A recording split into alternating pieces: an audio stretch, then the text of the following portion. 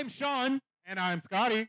And we're here at the Welcome to Fabulous Las Vegas sign. We're out here tonight to give you the 5 tips you absolutely must have before you visit the Las Vegas sign. Plus, you're going to want to stick around to the end because we're going to give you a common scam that goes on here. You don't want to get taken. Make sure you stick around for that one.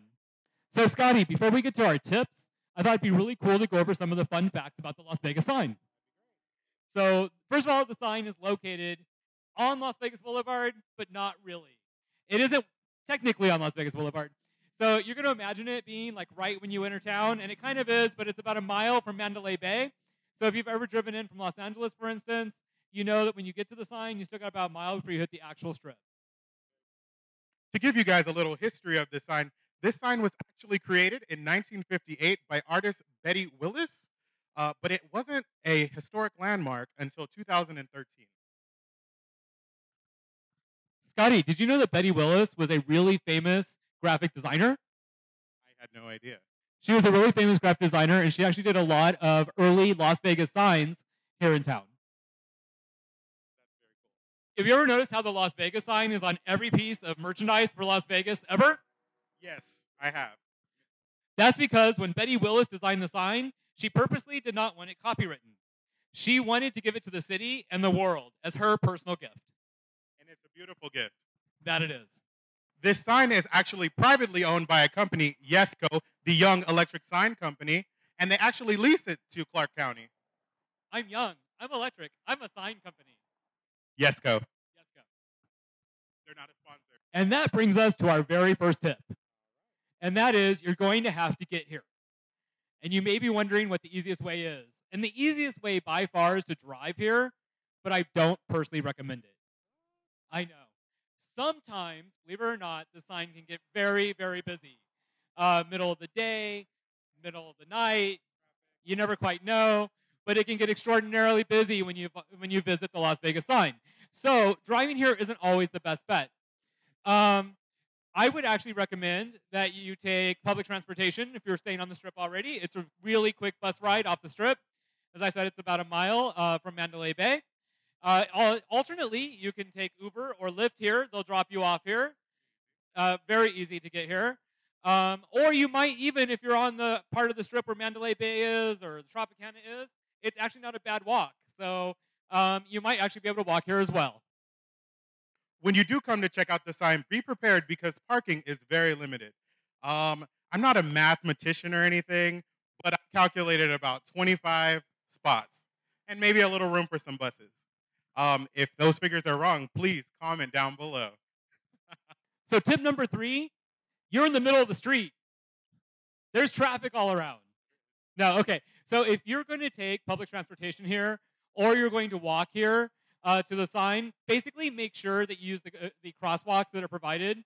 Make sure there are crosswalks on both sides of the street, no matter which side you walk down, and you want to make sure you use them. As a matter of fact, they installed these crosswalks because before they were here, people would run across the street and get hit by cars. It's no joke. It is really, really, really busy. You're in the middle of Las Vegas Boulevard. Use the crosswalks. Wait for everyone to stop for you. Make sure you look both ways.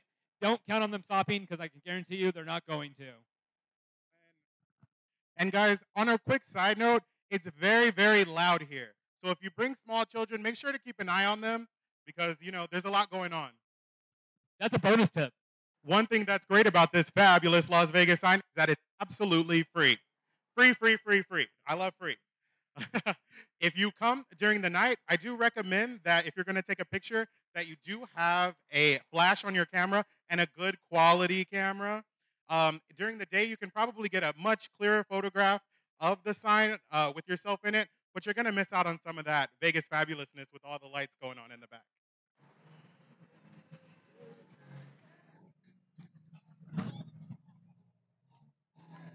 Oh, lovely.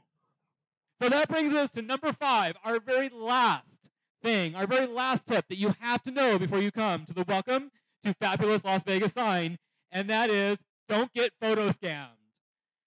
There's a scam that happens here. It happens here mostly during the day, and that is that people with very expensive video equipment and very expensive cameras and tripods will set themselves up. Not unlike us, no. But we don't scam people. Okay.